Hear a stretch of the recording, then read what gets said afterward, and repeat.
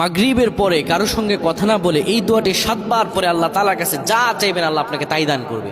অভাবে আছেন, ঋণগ্রস্ত আছেন, মাথায় টেনশন, ঋণের বোঝা, বাড়িতে থাকতে পারতেছেন না, আল্লাহ সব আপনার পেরেশানি দূর করে দেবে ইনশাআল্লাহ। যদি আপনি আমলটি করতে পারেন, আমল মানুষের জীবন বদলিয়ে দেয়, আমল মানুষের জীবনকে পরিবর্তন করে দেয়। আল্লাহ তাআলা আপনার সব দোয়া কবুল করে নেবেন ইনশাআল্লাহ।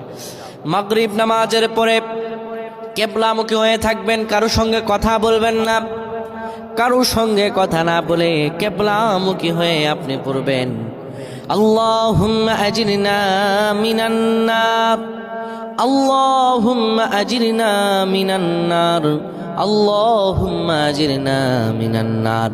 যদি এটি আপনি মাগরিব নামাজের পরে কারোর সঙ্গে কথা না বলে পড়ে 7 বার পরে দুটি হাত তুলে আল্লাহর কাছে দোয়া করেন, আল্লাহ জাহান্নামের আগুন থেকেও বাঁচাবেন এবং আল্লাহ আপনার সব দোয়াগুলো কবুল আর মঞ্জুর করে নেবেন। আল্লাহুম্মা আমিন।